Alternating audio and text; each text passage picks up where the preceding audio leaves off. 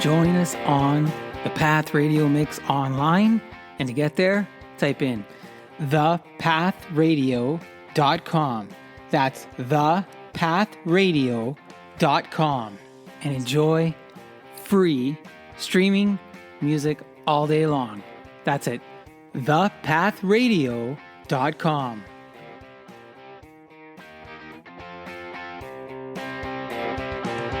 All right, now let's get to the main show, the monthly social podcast with me, your host, Guido Perino, as you go on with Guido.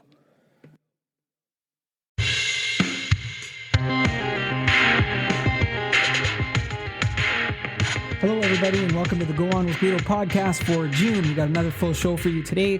We're going to kick things off with CBC radio producer Jess Milton of the Vinyl Cafe with Stuart, McLean. We've got Peter Greve, who's going to talk to us about surfing the Great Lakes. And we've got Canadian songbird Kaylee Watts with a couple of songs for us to listen to. We're going to explore COVID-19 and freedom of expression in Canada in an essay form. And then we're going to close things off with a bonus from, frankly speaking, Frank Greco and Frank Joya, two Canadian artists. And I am going to ask that you join me as we observe the Tk'emlúps, the Secwépem First Nation, during today's show. All right, folks, thanks for joining us, and let's go. All right, before we get started today, I wanted to tell you a little bit about one of our Promote Ontario/Canada small businesses. Johnny Prosciutto, artisanal Italian homemade products. We make it like our grandfather, or as we say, Nonno, naturally cured, old-fashioned, and delicious. The best part? We deliver straight to your front door. We offer free shipping when spending over $99. Order online at johnnyprosciutto.com and stay safe. And when you use the code GuidoRocks, you're going to get $25 off your entire purchase. That's at johnnyprosciutto.com. Listen, if you haven't tried johnnyprosciutto.com, if you haven't tried Johnny Prosciutto, period, you got to give these guys a shot. The food is really authentic. And why not take advantage of the Guido Rocks promo and get $25 off your order? Now look, if you live in Ontario and you live in Quebec and you spend more than $99, you're going to get free shipping. Anyways, check out the site. I'm telling you, I've tried their products. My family's tried their products. My mom and dad, who've made this stuff, we made this stuff growing up. They tried it and they said, you know what? This is just as good as the stuff that we used to make at home. All right, without further ado, let's get to our main guest, Jess Milton, CBC Radio 1 producer of the Vinyl Cafe with Stuart, McLean. Here we go. I'd like to welcome to the podcast Jess Milton, producer of the Vinyl Cafe, which aired weekly from 1994 to 2016. The show, with host Stuart McLean, offered a variety of entertainment, including music, letters, and stories, featuring the Vinyl Cafe stories, which were about a common family that had some relatable moments to our own everyday. Welcome to the podcast, Jess. Thank you for being here. How are you today? I'm great, Guido. Thank you so much for having me. That's awesome. And I know you have some busy days with kids at home. So again, I really appreciate that you're doing this. I have to tell you, though, that I feel like I've known you for a long time. That's nice to hear. I feel like I've known you for a long time too, you know what? I'm wondering if you and I exchanged emails way back when, because I used to once in a while write in and say a few things, because Stuart would do promise we'll read every letter sort of thing. And did you read the letters? Were you the letter reader? For a very long time, yes, it was me. And then right till the very end, I read a lot of them. But we also had two other women who worked with us in the later years in the office, Julie Penner, who was our music producer, who read a lot of those letters, and Louise Curtis, our associate producer, who read a lot of them too. So we certainly did read every single letter, whether or not it was me who read them or Stuart. I can't say that for certain because we sort of sometimes shared those tasks. But if it was my name on it, we didn't, if it was my name on it, then it was me. If it was Julie's name on it, it was her. Incredible. I have to probably go back because I'm thinking to myself, this is around 2000. The letter was around 2006 or so. No, that would have been me. It would have been you. Yeah. So I've been listening to the show since I think about 2002. Okay. And I found it by accident. I was traveling from Sault Ste. Marie to Toronto, and there's just some stretches of highway where the radio didn't pick up a lot of stuff, and you're scanning the radio, and wait, Guido. I think what you're trying to say is you had no other choice but to listen to it. Well, no. See, I didn't know about it. So once I found it. I do know that stretch of road really well. You do, right? Yeah. And I'm going and I'm driving alone and I'm thinking, please, some entertainment, right? And the dial lands on what I've come to know as the Vinyl Cafe, but more so what I came to know of David Morley. It was during a David Morley segment, which is the Stuart Stories. Now at that point, I'm going. The show had been on the air for about 8 years, and I'm trying to figure out what is this because it sounds really cool, right? And the format too, right? He gets into the music and the storytelling. Anyways, at that point in time. When did you get involved with the show? Was it from the onset or? No. I started on the show in 2003, so just after you started listening. Okay. At the time, there were only two people who worked on the show: Stuart, McLean, the host, and who wrote everything, and then the founding producer of the show, whose name was David Amer. So they were the only two, people putting the show together every week, and it was. They needed some help. I started on the show part-time, 3 days a week. And essentially they needed somebody to answer mail, to read the email, because the show had just started to get popular. It had more of a fan base, but also email was just starting to become a thing. That's like, right. I can't wait till my kids are old enough to hear me say that, because probably by the time they're old enough to have email, there'll be no such thing, right? Yeah. I mean, that dates me a little bit for you to know that I got my start with this new fandangled thing called email. Amer is what David Amer, the founding producer of the show, and Stuart were kind of I don't know, we're getting a lot of these emails, come help out with that and just sort of help out with whatever else. So I had been doing a lot of, I worked at a sports television station for many years called The Score. And I was working there overnights, in doing live TV. And so I was able to do it and I was bartending as well. I was able to take this job, just kind of 2 days a week, because I was sort of I was already making enough money to pay my rent and live my life from these other jobs. And so I thought, hey, I had Stuart as a teacher. I went to journalism school at Ryerson, and I had him as a teacher.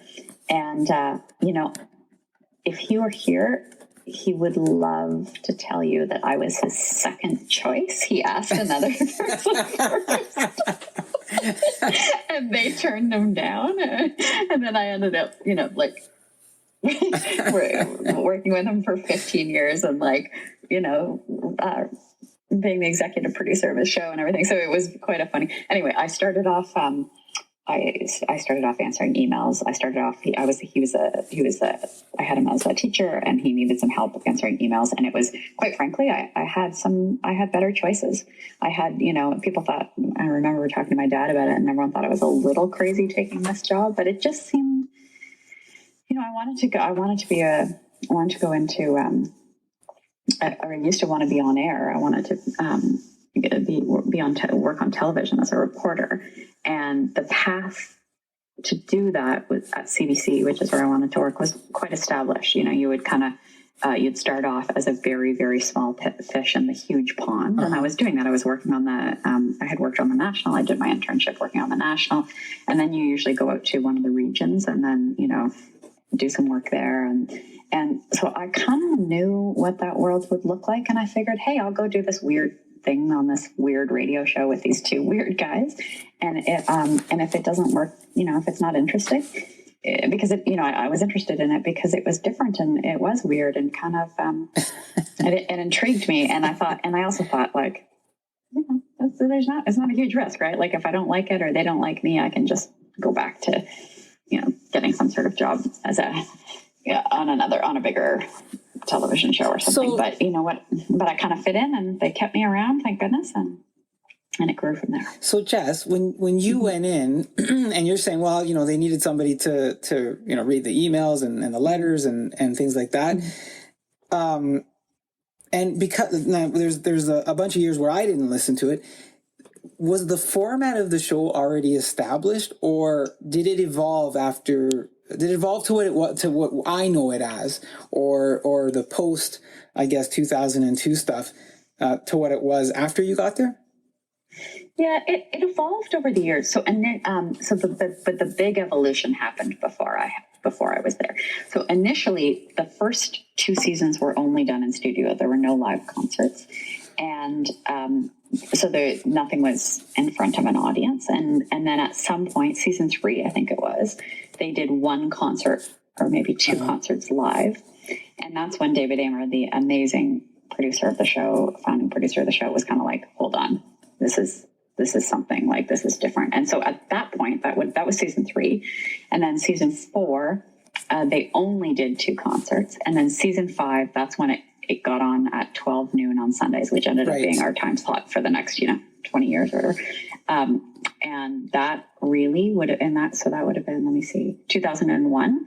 That's really when it got its sea legs, and it kind of, that was started to take off. Yeah, it started to take off a little bit. And then because it was starting to take off a bit, they brought me in to help in 2003.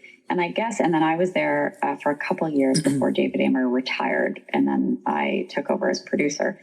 And we changed it a bit again, like not right away. I was young and really inexperienced. I've been very lucky to learn from David, but I still had quite a bit of learning on my own to do. And then I would say we started to change it a little bit more, maybe around maybe 5 years into my tenure or so, where we did even more concerts live. So almost all of our shows were live.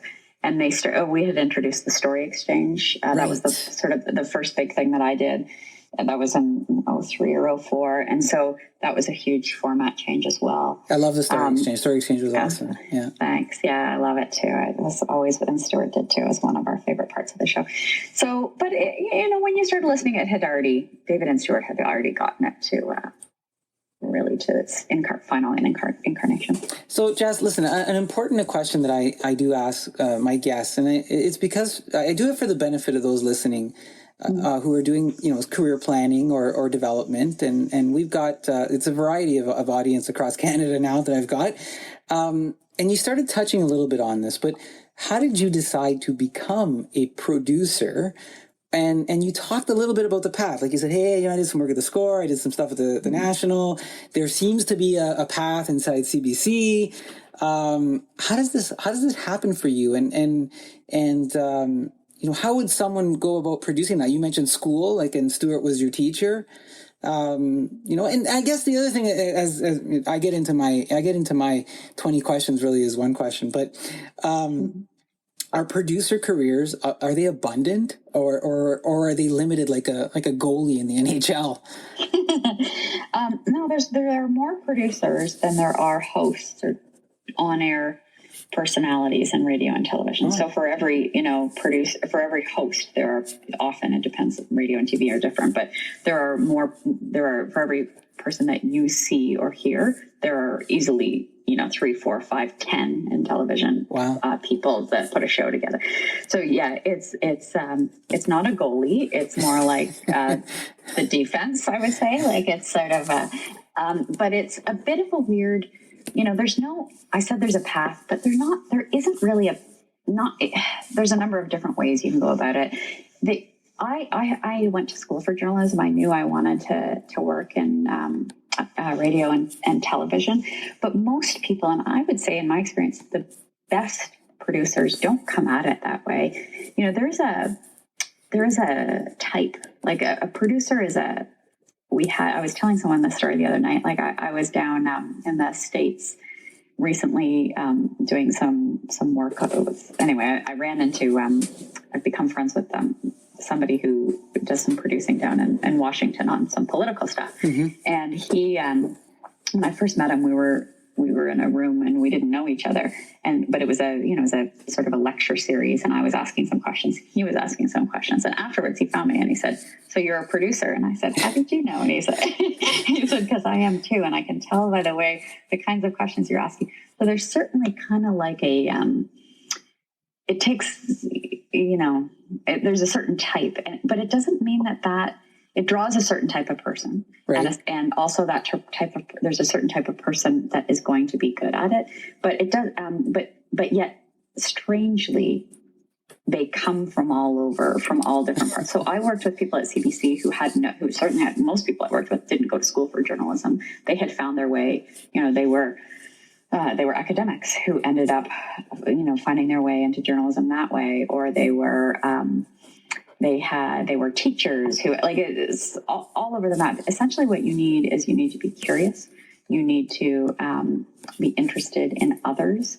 You need to be a producer. Your brain needs to function a certain way. So you kind of need to be the type of person that connects the dots.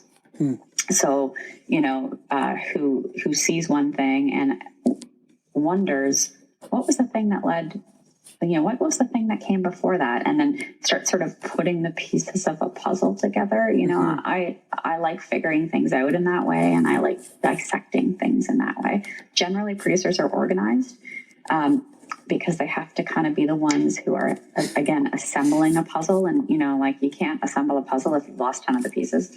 So your brain usually has to function a little bit in that way. But really, I think it's mostly about making connections and allowing others to make connections too. So allowing the audience listening or watching to be there with you. So would you say relationships are a foundation for it then? That's a good question. Relationships are a foundation, but understanding relationships and understanding how things and people fit together, that's pretty fundamental. Like, you don't need to be I don't know what you meant by relationships, but you don't need to be like sort of an ultra connected person or anything. You just need to be someone who understands the world. And I think in order to understand the world, you need to be curious about it and be a good listener and sort of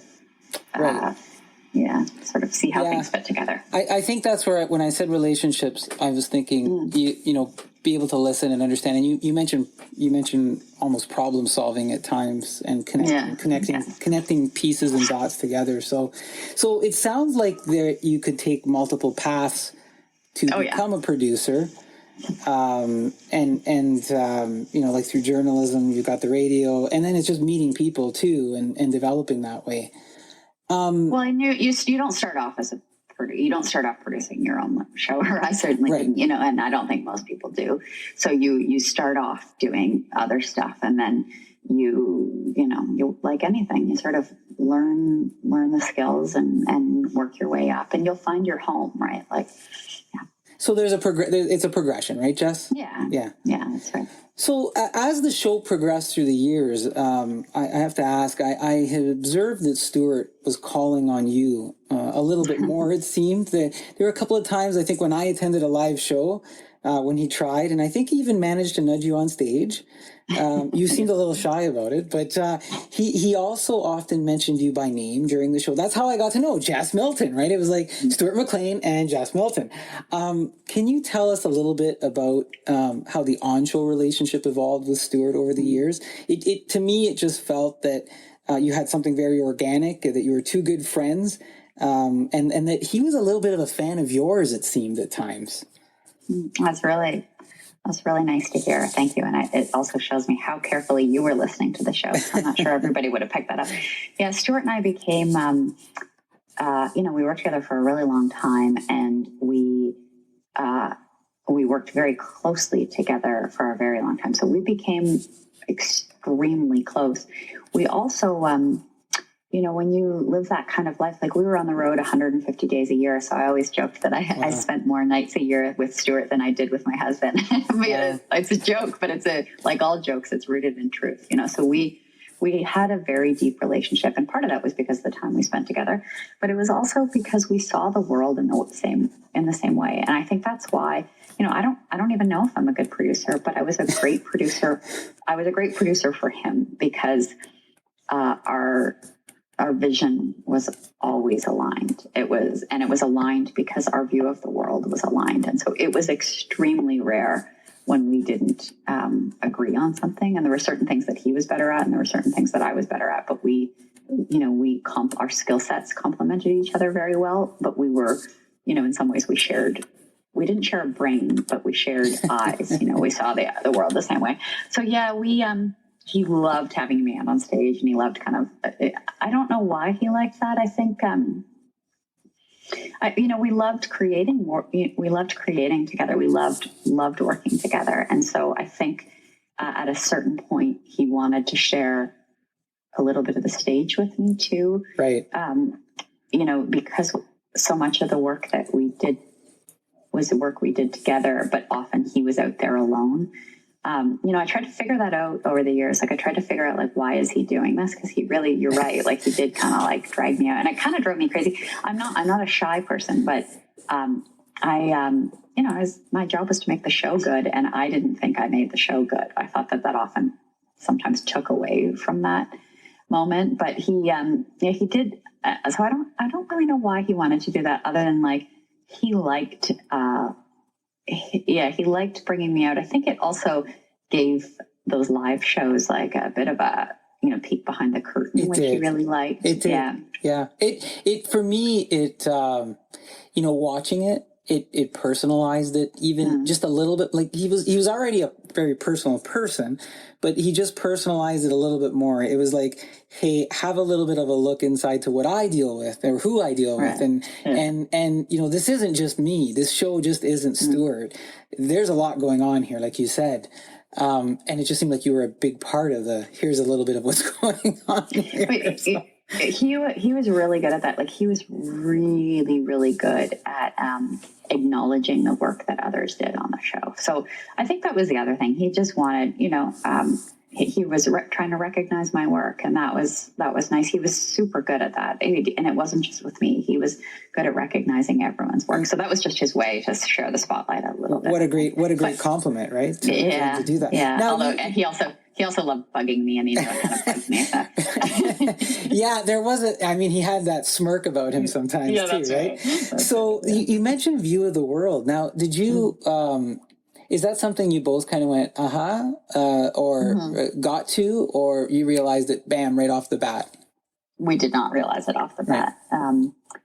I was too young and inexperienced probably initially. And also, so I had quite a bit of confidence. So in some ways more confident than I am now, because the world was more black and white when I was younger. But so it's not necessarily, I think in a weird way, even though he was so much older than me, we kind of in a weird way, grew together as a partnership a little bit. So, but we did have that worldview. We're both, I am a very optimistic person and a very positive person, not in that kind of cloying way that, I'm not walking around with slogans on my t-shirts or anything, but it's just naturally the way I see the world. Your approach. And he was like that too. And I think we both, I heard him do an interview like this one time. We were in the back of the bus driving from A to B, and I was just sitting next to him working, and I heard only one side of the conversation. And the interview was about working and kind of about creating things and partnerships. And so there was a lot of questions about me. And he said, the interviewer said, what makes her a good producer? I didn't hear that. I had to ask him afterwards what the question was. And he said, I've never, I don't know. And then he sort of paused and thought about it. And he gave me what is, he taught me something about myself that day, which I didn't realize it. He said, she never starts with no, she sees the possibility in everything. And that was a huge compliment. And I didn't know that about myself. He taught me that about myself, but he was also like that. Both of us had this thing where we just sort of assumed something was possible. And I think it often was for us because we believed it was. So it was a really great thing. But we also, so we believed in the possibility and the positivity. But the other huge thing, and I didn't, I grew up like this. My dad is very much like this, who I'm extremely close to. So I didn't know that this was different. But I believe the world is a good place, which increasingly is seen as a naive and kind of silly thing to believe in. And, because I grew up in a home with a family who also, like, that was just the way of the world in our house growing up. And so I didn't realize it was weird and thought I was kind of naive until I went to journalism school, which was full of cynics. and Stuart was, he liked telling stories the way I do. And he liked talking about, tough times and struggles the way I do too. But right. He liked doing all of that with the knowledge that, like, for the most part, even when people do bad things, they are often trying to do good. So that's what I mean when I say the way we saw the world was similar. Like, we, deep inside of us, we both believed that the world was a good place. And it's interesting, Jess, because that theme sometimes, quite often, came through in the stories that he told about the Vinyl Cafe, right? Okay. How things would sort of transition into something maybe not so good was happening, but turned out into something good. And I wrote down seize the possibility. I'm just resonating with that a little bit and reflecting on that because I think it's a big part. It's a big part of success sometimes. And there's something else that's resonating with me, and you can validate it or not. But I'm just sensing between the two of you there was a lot of passion for what you were both doing. Oh, yeah. In this view. Yeah. And there were no, when I look at it now, and now that I have a bit more of a, quote unquote, normal life, it was a weird, we had a weird life for those years, right? Like, there were zero boundaries. So we had this deep working relationship and this deep personal relationship. So there were no, there were no boundaries. Like, we would be talking, he would be calling me 30 times, like late at night and early. I'm more of a morning person, so I'd be calling him early in the morning. We spent all this time together on the road, and then, like, strangely, when I would go to take a vacation, Stuart would come on vacation with me and my husband. Like, it was like this weird, like, it was, it was a pretty funny, weird thing. But we just, we loved each other very much. And that's awesome. It's just nice. So, and we loved our work, right? So it didn't feel like work. Like so of course you wanted to do it. It's like spending time with someone that you love very much, doing something that you love very much, and that you cared deeply about. So I was extremely lucky to have that for so many years. Jess, just on the heels of some emotions here, in 2015, my wife and I had tickets to the December show in Toronto, and that ended up being canceled. Stuart began to focus on treatment for melanoma, and then in 2017, he passed. So the last time that I saw him live was at the Sony Center in Toronto on December 14th, 2013, which seems like forever ago now. But after listening to some of his stories immediately after his death, I disconnected. I disconnected from the Vinyl Cafe for several months. I didn't touch the books. I didn't touch my CDs. I just couldn't listen to it for some reason. I think it was because I was so disappointed that, somebody like Stuart with so much talent and positive energy for the world, that he was no longer here, and he had become part of my week to week, right? Mm-hmm. So there was something like, just as a listener and as a fan of Stuart's, I was going through some sort of process. I eventually reconnected, and I found comfort in celebrating, all the things that Stuart had accomplished and all his works and in the show and everything. If you can, and I know it's a bit personal, right? But can you share with us the process that you went through from, I guess, the canceling of the tours and then I guess, to the loss of Stuart and maybe where you're at today with all of that? Yeah. So the canceling of the tours, that was a very difficult logistical thing. But when we did that, the diagnosis, like his diagnosis and his, the projected outcome, it was, something like 85%. Like it never occurred to us. And again, I said like how we both were maybe naively optimistic about everything. So it never occurred to either of us that he wouldn't make it through. And not for a very long time, right? Like for well over a year, he was doing really well and things were going. And so the canceling of the tour was a difficult, it was a difficult business decision. And we also felt really hard. We felt bad for people. Like this was we loved doing it, but it was also, we recognized that it was a tradition for many people and for many families who came together around the show. So we didn't want to let anybody down. Like that's when I think about it now. I don't know that we would have realized that at the time, but we didn't like letting anybody down. That was the hard part. But we were not worried about Stuart's health at all. Like it didn't even occur to us. And so, so that actually made it easier because imagine, and like now that I know what I know, right? If we knew that's where it was going, that would be a whole other thing, right? But we were just focused on others because we weren't worried about his health. So after the show ended, I guess we made the decision to end the show. It was on the radio for a while, and we actually produced new shows in 2016. Like Stuart's health was really good for, like, as I said, for a year there, it was really quite good. So we were in studio. We just didn't go on the road because you never know when he had to be around for treatment. But also, my mom had died from cancer 10 years before, and it happened really, really quickly. So you don't know. But mostly it was like he wanted to be around for treatment or, if anything went wrong. But we were in studio every single week recording shows. Like we were just chugging along for a year there. Like everything was fine. And at some point, I guess we were kind of like, he needs to focus on his health. I guess that was at the end of 2016. Right. And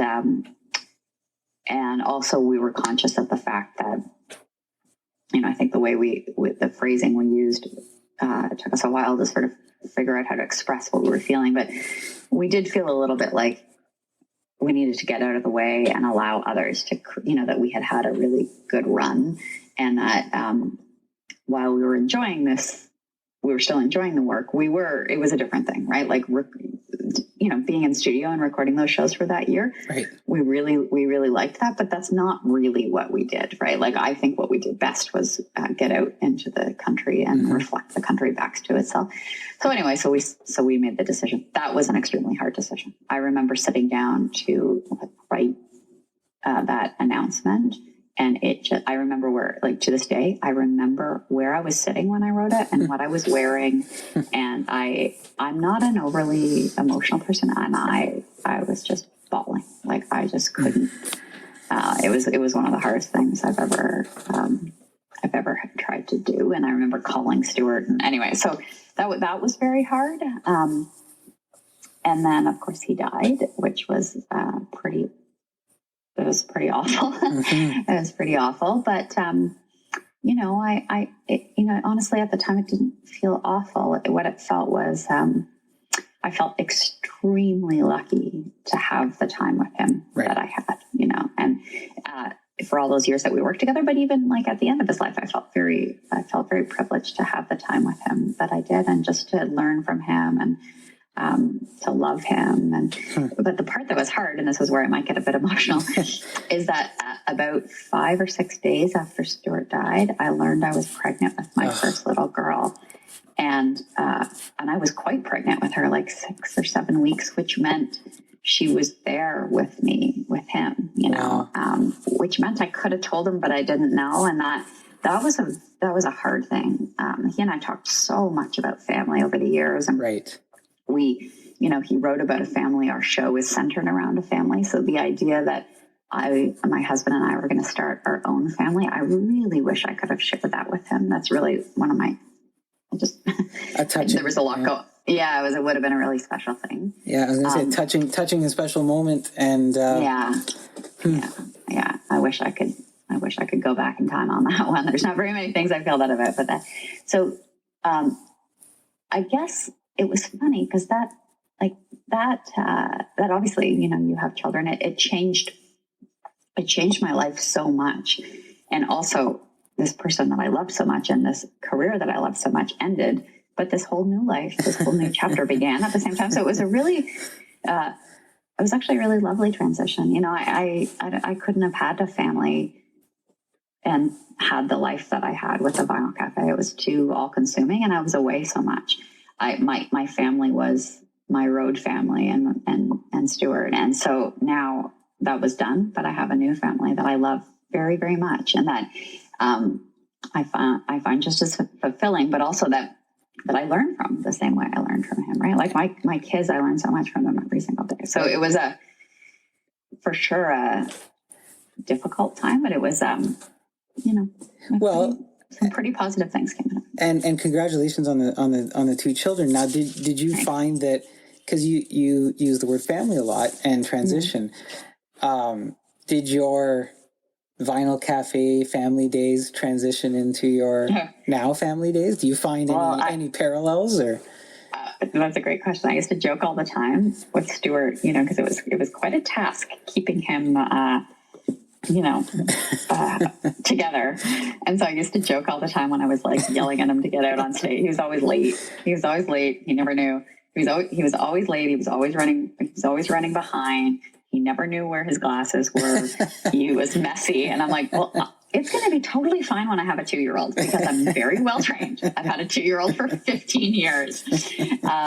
And then the other thing is, so yes, just like my toddlers now, Stuart was, it's funny. I've never really put it this way, but toddlers are, they're challenging in some ways.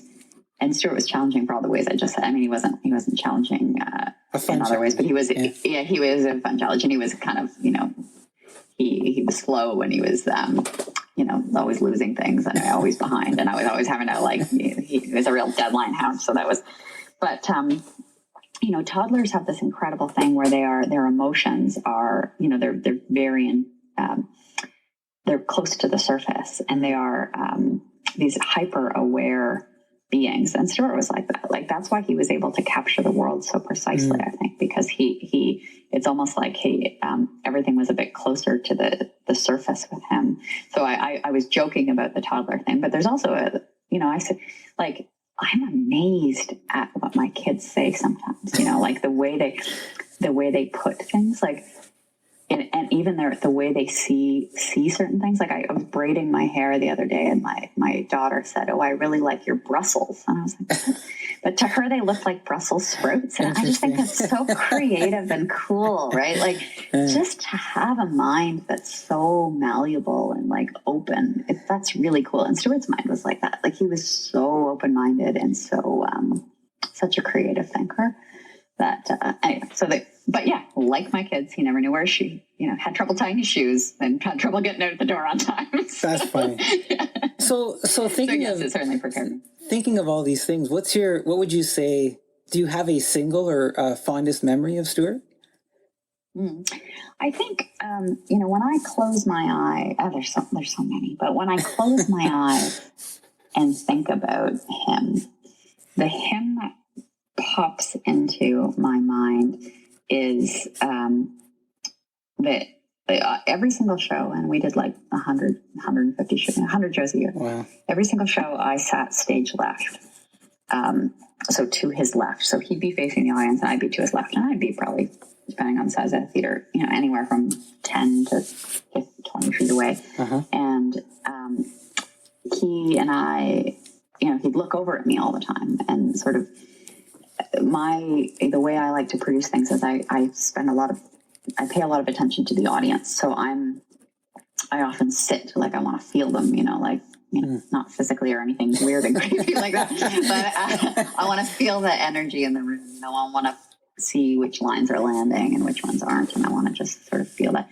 But so the first week of a tour, and I had often sit in the audience, but then I'd go stage left, and he liked having me there. I think it was a bit of a, he always said, like, I was a bit of a safety net to him. He was out there, and I was there to catch him but we would have a sense of, we would think we knew what was going to work and what wasn't on stage, but we were always testing things out and trying it.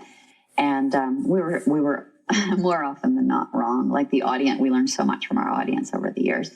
And so, but sometimes there was this joy in this moment of, he used to call it the moment of giving and receiving. Like as an author, you write things and you're not normal. Well, your podcast, Vito, like we're recording this right now. You and I aren't going to be there when the people listening, we don't get to be there watching them listen. Right. Like, and so, but we had this incredible privilege where we would get to be there the moment when our audience heard the show. We got to be there and witness it. And that was a huge privilege. And it's also allowed us to learn it and get better. And so sometimes we would come up with something, he'd write a line or I would write a line or something in one of those opening scripts. And I would say like, oh, Stuart, that's really good, and we'd be killing ourselves laughing about it. And then he'd get on stage and he'd deliver it. And if it would land the way, there's that, I love those lines that the audience kind of wouldn't see coming. And then Stuart would deliver it and there'd be this like wave of laughter and he would shoot me a look that was like so satisfied. Like it's just pure happiness, right? Like just like joy bottled up. It worked. Like that. Yeah, exactly. Like the way I imagine like an amazing baseball player, that sound when your bat hits the ball and that sucker's going out of the park, like that feeling of like, oh, this one's going to be a home run. Like that feeling, I would see it on his face and I would feel that too. And we would have just this little moment of connection that was ours alone. It was that's my favorite. And that wasn't one moment that would happen. It wouldn't happen in every show, but it would, usually happen a few times on the tour. That when I close my eyes and think about Stuart, I think about that moment. As you're telling me that, and I'm reflecting back on many of the shows that I saw him, he had this thing about him when he did that, when he delivered some of those lines. Sometimes I say, you look at an art, a painting that an artist does, and I have this conversation with my kids sometimes, and I say, you don't have to fill the whole page. You don't have to fill the whole page to tell a story. Sometimes the white space is just as important as the colored space that you're putting on with your brush. And when you told me that just now, I thought there were moments. Sometimes he would deliver some of those lines.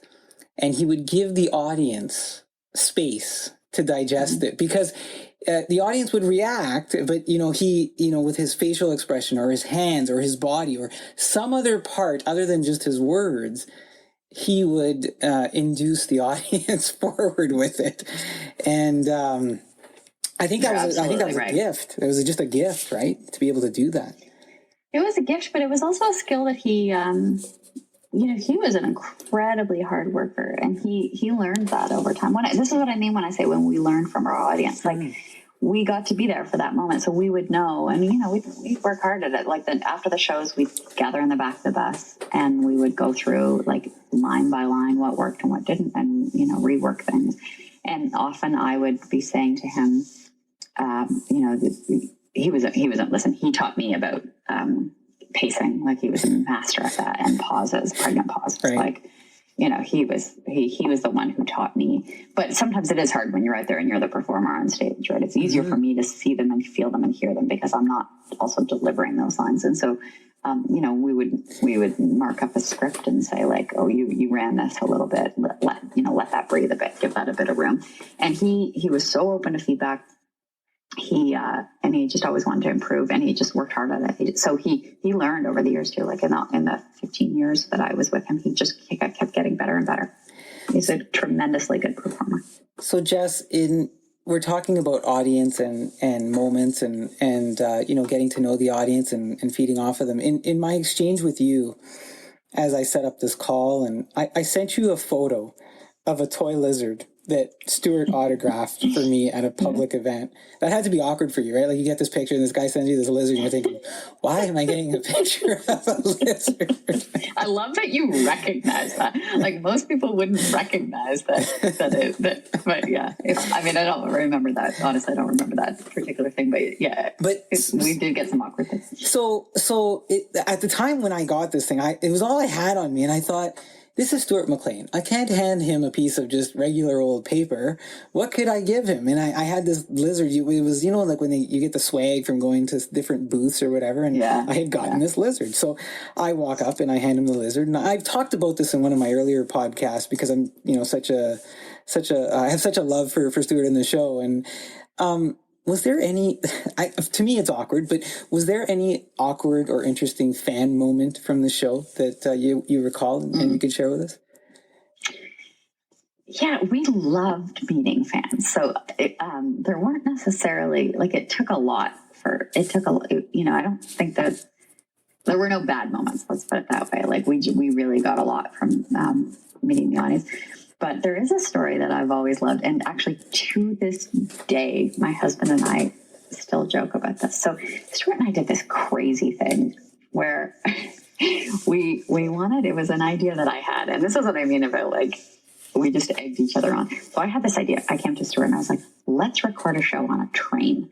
Let's, the train in some ways, it certainly, it was such a fundamental part of the Dominion of Canada. Uh-huh. And so let's take the train across the country. Let's write about it as we go west. And then let's turn around, come home on the same train and record a show on the train. Let's hear the tracks. Let's hear the, the hook.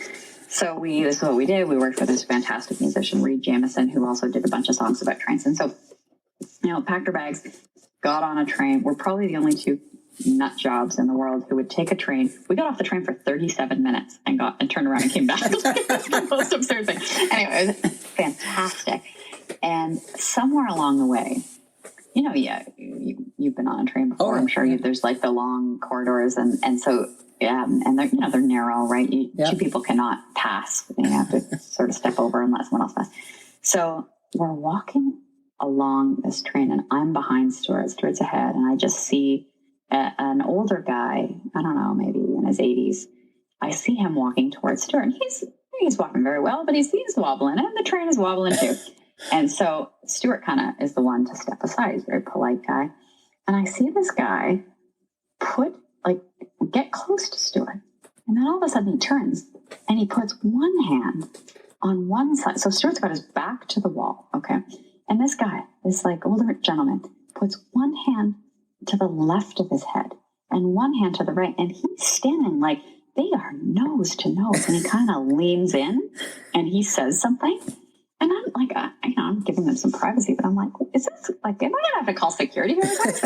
So, and he said, he just leans in and whispers something in his ear. And then Stuart leans in and whispers back. And then that's it. No shaking of hands, no smiles. Nothing. They just go their separate ways.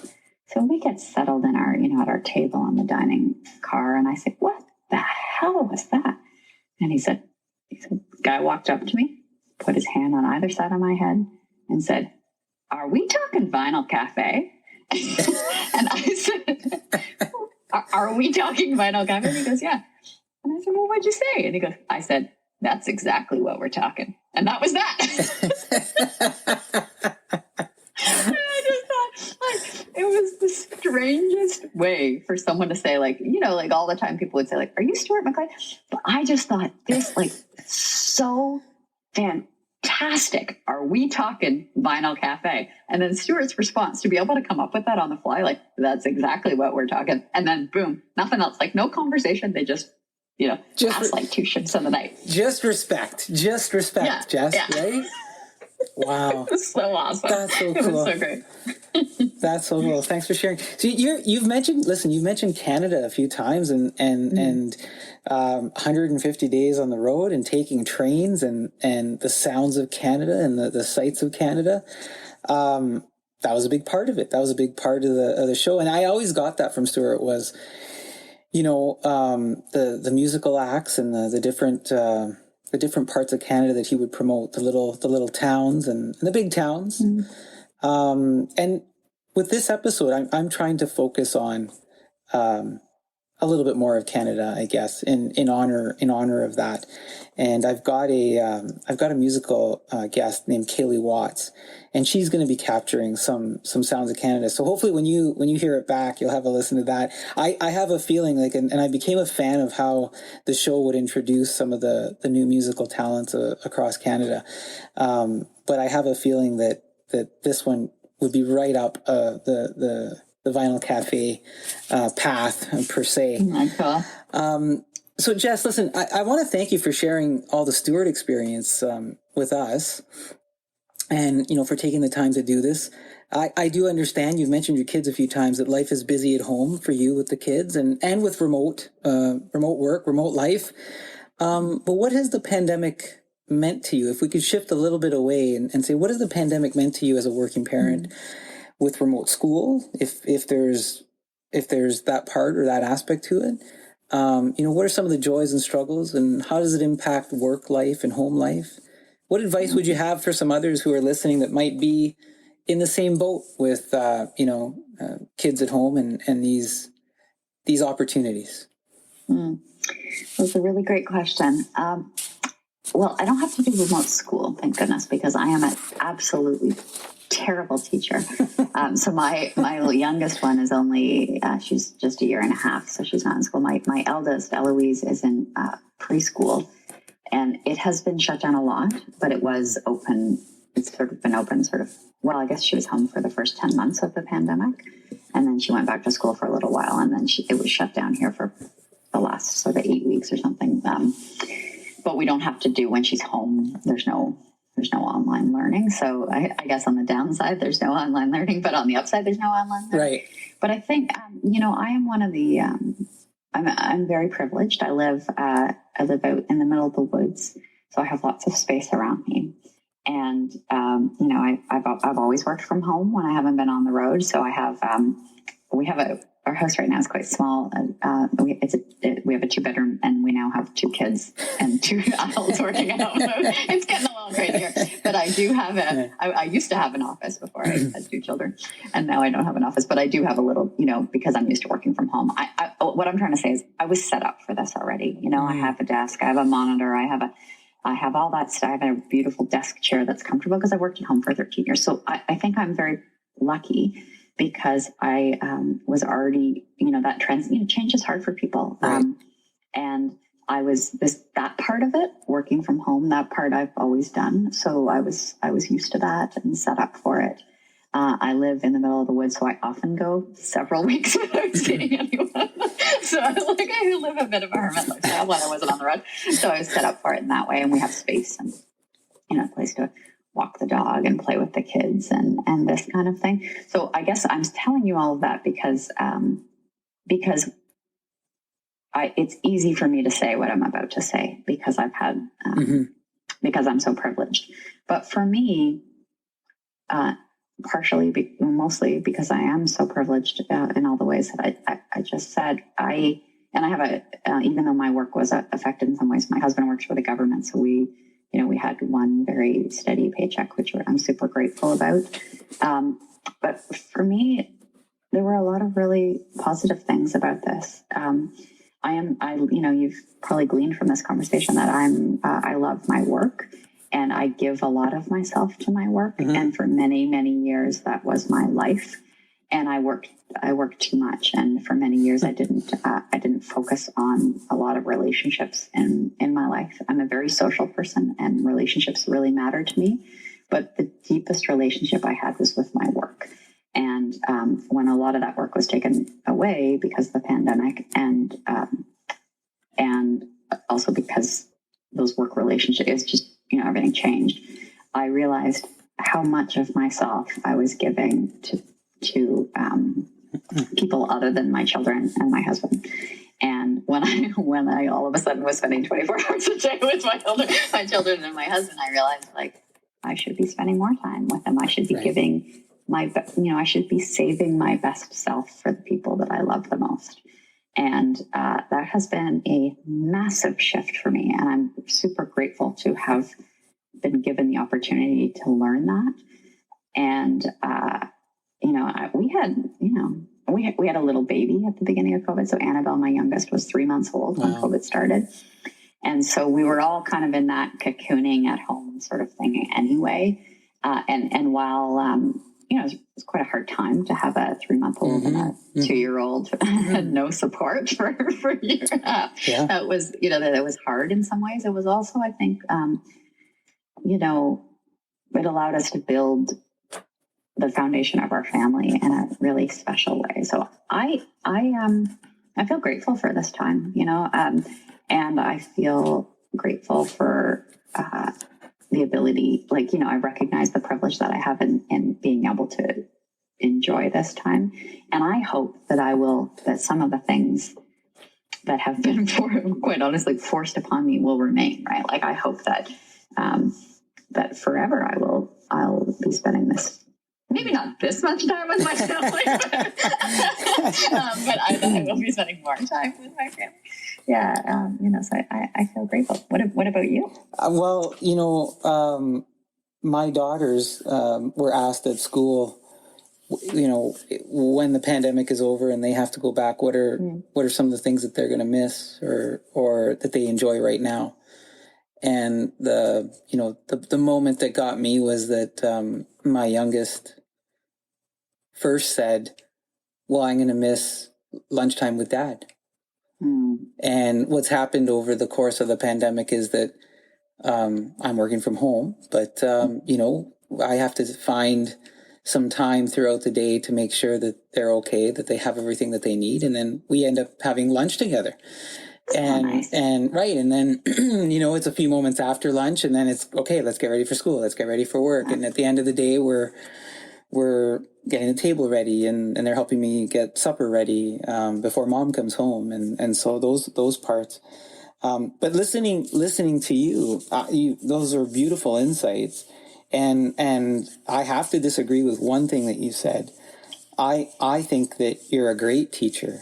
You've taught me a lot just in the time that we've been talking and all of the things that you've talked about with being on the road and the fans and Stuart. I think that you've taught as much as you've learned, but that's just my insights in this brief conversation that I'm privileged to have with you, Jess. Very nice, but I am a horrible teacher if I actually ever tried to teach you. You just got to trust me on this. You wouldn't want me to teach you anything. So look, I normally, we're going to bring this thing home and you've given me a lot of your time and you've given the audience a lot of your time. I normally do a rapid fire finish and rapid fire is probably a lie because I'm not rapid at anything, but the idea is I'll say a word or two and that you would say the first thing that might come to mind. And if you're still up for that, we'll do it. And if you're not, we can skip it and that's cool. But okay. Am I supposed to say, am I answering with one word or one sentence or what? Answer it however you most feel comfortable with it. I'm going to do one word. Nobody's ever done that. I'm gonna Stuart and I had a motto that came from, you wouldn't know it based on this long conversation where I'm rambling, but one of his favorite authors was E.B. White, and he wrote a very famous book with another author named Ed Strunk, called Elements of Style, and one of the rules in it is use less words. Use fewer words. But then anyway, now I am rambling because there's a piece of art. I'm not using fewer words, but so in Elements of Style, I think that the rule is omit needless words is the rule. And Stuart once found a piece of art, an artist that he knew has this beautiful painting that says use less words. And that painting is now hanging in my living room. And I think of him every day when I see it. So I'm going to omit needless words, and I will answer with one single word. I'm going to have to, thank you for sharing this with us. I'm going to have to follow up with you after this on this, because I like this idea of use less words. I've been trying to find ways to do that, and I'm learning. Read Strength and White, Elements of Style. Okay, let's roll. So the first thought I have is David Morley. Family. Okay. On the road again. Connection. CBC radio. Home. Home? Uh-oh. Family. So there's a lot of interconnections here. And then my last one is family. Love. That's interesting, because with all those single words, there's a bit of connecting the dots, which is when we started this conversation, you talked about as a producer how you problem solve and connect the dots between ideas and people. So, Jess, I appreciate you being here to do this. Is there anything that you'd like to leave us with as we bring the segment home? I don't think so. I mean, I guess just that, like, your question about COVID really sort of just got me thinking about stories, like, and how they, this has been a very difficult time for a lot of people. And I think stories help us process what we are going through. They help us make sense of the world and our experiences in it. So it's great that you're doing what you're doing, because I think this kind of a thing and, talking and telling stories and listening to stories really helps us process it. I don't know if you know, but the Vinyl Cafe is going to be back on the radio in the summer. I should say that, I guess. I want to say that I thought something came across my screen about that. Yeah. Did it? We just announced it. Right. So I wasn't imagining that. Like 2 days ago or something. Yeah. And I haven't done very much, but it kind of all happened in a whirlwind. So I gotta make sure that everybody knows that. But so I guess that's, if I can retake that answer, my real answer would be, is there anything else you'd like to say? Yes, Guido, here I go. The Vinyl Cafe is going to be back on the radio. So I'm super happy about that, because a year ago we re-aired 10 episodes in the summer, right. And it was because of this thing that I just said, which is that stories help people process things. Like, I just felt, anyway, we were delighted that CBC wanted to air the show again, because we felt like, Are we getting the regular time slot or different time slot? No. So last summer we got the 12 noon on Sundays, which made me so happy. Right. But no, this year it's going to be 11 noon. 11. You can see them starting to fade. 11 on Sunday. So actually they're going to air the show twice every week. It'll air at 11 p.m. on Wednesdays and 11 a.m. on Sundays. So almost the same time slot. And that 11 p.m. one is interesting. We used to be on the radio on 11 p.m. on, I think it was Thursdays back in the day. And it was a totally different audience, because, the people who listen Sundays, and it was just I loved it. My brother works at a university as a custodian. He works overnight, and, it made me so happy, because all of a sudden when we're on at 11 p.m., a whole bunch of people who work overnights started, and it was just a very different thing. And it just made me so happy to be able to, that a whole bunch of other people who'd never heard of the show were listening. So anyway, I hope it'll be the same this time. But that's exciting. That's great. Well, that's why I said home, like one of those rapid fire questions was CBC radio, because it just feels a little bit like a homecoming, and I'm happy about it. That is awesome, and thank you for sharing it. So when those email blasts come out, or I don't know if it was an email or if I just saw it in one of the... I think I put it on Facebook. Was I was trying to figure out, where did I see it? So that's you pumping those out? Yeah, I always do. It's awesome. Like, I kind of, it's just me. It's just me in my basement. Well, listen, as we did this, Stuart the Lizard is watching over us with Stuart's signature.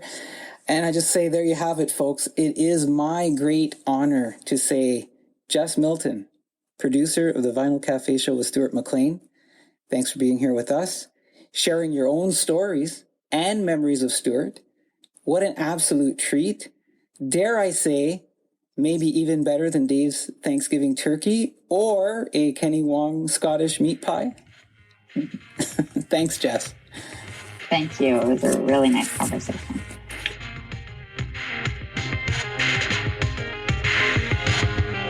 On the heels of the discussion with Jess Milton, as we keep the content very Canadian, one of our musical featured guests for this podcast is Kaylee Watts. Kaylee Watts is a Canadian musician and songwriter, born a songbird of the wild, water, and woods. Her alto singing voice has been described as raw and hauntingly beautiful, which perfectly complements her rhythmic finger-picking on acoustic guitar and her old soul as a lyricist. Kaylee captures listeners with her intimate musicality, nostalgic melodies on her vintage Wurlitzer electric piano, and her onstage performance charisma. A graduate of Carleton University's inaugural singer-songwriter Bachelor of Arts program, Kaylee has performed at several premium venues, including Ottawa's Bluefest, the infamous Black Sheep Inn at Wakefield, Quebec City, Canadian Music Week Festival in Toronto, and her debut performance at the Ottawa National Arts Centre. But don't just take my word for it. When it comes to her debut record, Smoke Lake, Pop Matters has said she's got a tremendous handle on her art and her sound is warm and convincing. If you're looking for thoughtful and quality songwriting, Smoke Lake is a good bet for those seeking maturity and wisdom at the hands of such a young woman. Couch Assassin says, the album's vision of capturing the feel of a wild, isolated place seems like a sonic analog of other ways of bottling pieces of the wild, like wildflowers pressed between glass or taxidermy, and the record carries the same aura of rarity about it. Spotlight Ottawa says, the rare poetic orchids of Smoke Lake, conceived of memory and dream, birthed in solitude and sanctuary, nurtured by bone and breath and blood, and soul surrounded by nature and ancestry. With that in mind, we're going to listen to a song called Smoke Lake from that debut album. It is the title track of Kaylee's debut album, the majority of which was recorded without electricity in her family's cabin on Smoke Lake, Algonquin Park in Ontario. It features Kaylee's exquisite vocal organic textures and field recordings of Smoke Lake's soundscape. Now, I've had the privilege of visiting this cabin and watching the sun rise and set over Smoke Lake. Some mornings, as the warm water from the day before meets the cool morning air, some might say, look at the fog. But there is nothing foggy about this view, as the air appears filled with a gentle white smoke that is performing a flirtful dance with the surface of the water as it enchants you to the adventures of the day that is to come, as you are serenaded by its inhabitants. There are days when you look over Smoke Lake and it's hard to tell where the water stops and the sky starts, as its reflections serve as a reminder to our own balance. Kaylee's song, Smoke Lake, captures all of that and more, as her voice enchants you like the lake. Here is Kaylee Watts with Smoke Lake.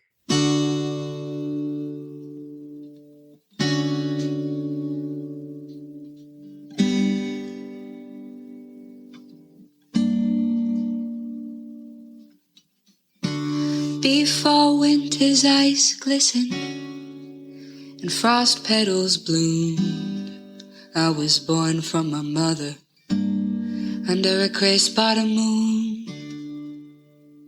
She gave birth to a bird.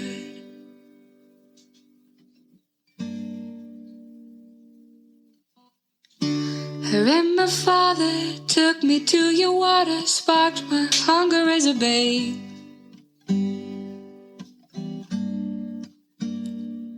On the dance of your currents, navy and gray, my wings first moved within the bay. And that's when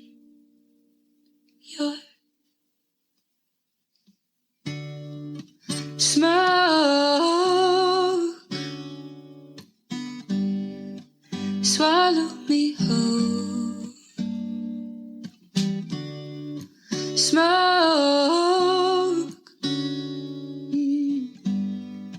Swallow me whole.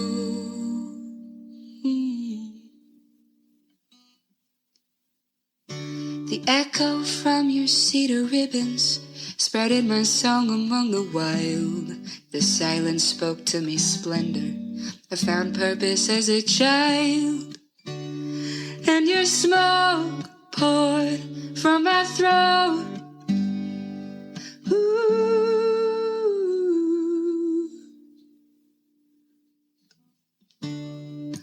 When I am old and can no longer speak, bring me to your wood to be in your peace.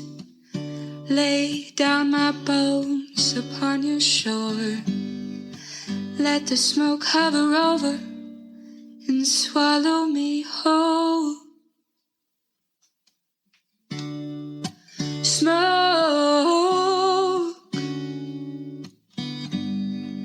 swallow me whole. Smoke, swallow me whole. Smoke,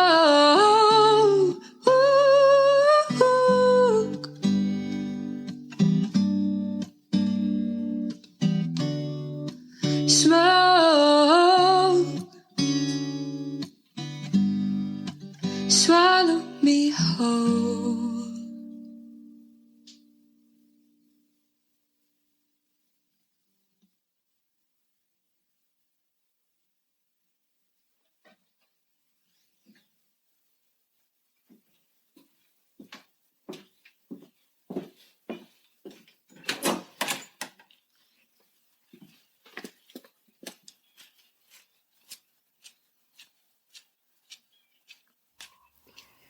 That's Kaylee Watts with Smoke Lake. And I've always loved the ending of that song, how you can hear her walk through that cabin and open the door and head out towards the lake. As we observe our Canadian roots, we must also reflect on some of those roots where change is needed. On the Tk'emlúps de Secwépem website on May 27, 2021, Chief Roseanne Casimir says this. She confirms an unthinkable loss that was spoken about but never documented by the Tk'emlúps Indian Residential School. This past weekend, with the help of a ground-penetrating radar specialist, the stark truth of the preliminary findings came to light. The confirmation of the remains of 215 children who were students of the Tk'emlúps Indian Residential School. We're going to take a 2-minute and 15-second pause in reflection, in remembrance, in the hopes that as we begin the conversation, it's just the start of a journey for healing within Canada, for the families, for the children who were lost and found and will never be forgotten. Please join me in this 2-minute and 15-second pause as we observe and remember the 215 children and their lives.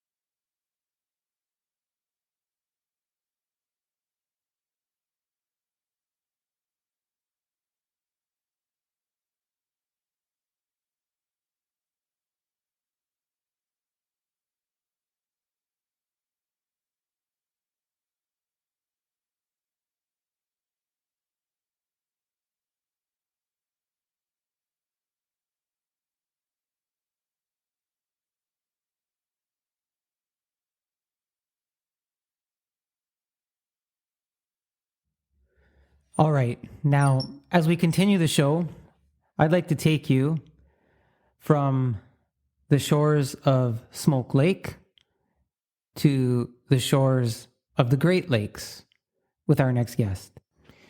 But before we do that, let's hear from a couple of our sponsors.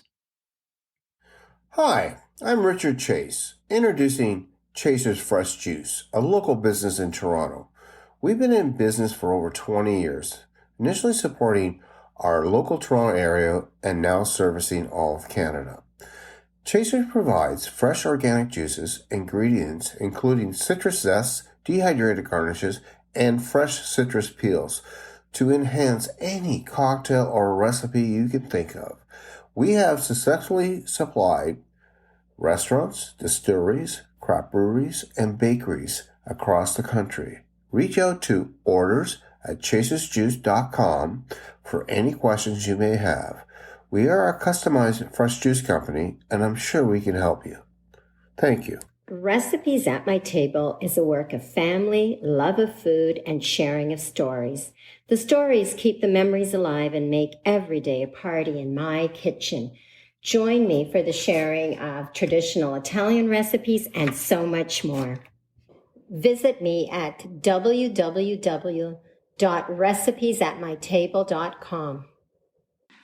I'd like to welcome to the podcast Peter Greve from Sault Ste. Marie, Ontario, Canada, who will be talking to us about surfing on the Great Lakes. Peter has been surfing for a few years now in Lake Superior, Huron, and Erie, while also working as a canoe guide on Lake Superior. Peter's currently a student attending Western University in London, Ontario, and studying to be a registered nurse. Peter, welcome to the podcast. How are you today? I'm doing well. Yesterday I actually got out to go surfing in the morning, so I'm a bit sore from that, but definitely happy about being able to get out. I was going to ask you, did you go surfing today? But so you went yesterday and you took a break, and it sounds like you're a little achy, but you're still able to talk with us. Yeah, of course. Yeah, I always seem to find time to make a trip to the lake to surf. So I'm glad I was able to do that in the end of May, which is rare. So we're going to talk a little bit about that and the season and things like that. So I understand you've taken up surfing on the Great Lakes, and something I didn't know that was even possible. And that's weird because, I grew up on the lakes of the shore of Lake Superior up in, Red Rock up in Sault Ste. Marie, and spent a lot of my childhood up there. And I never, having lived to see all those waves and storms, I never would have thought, hey, grab a surfboard and surf.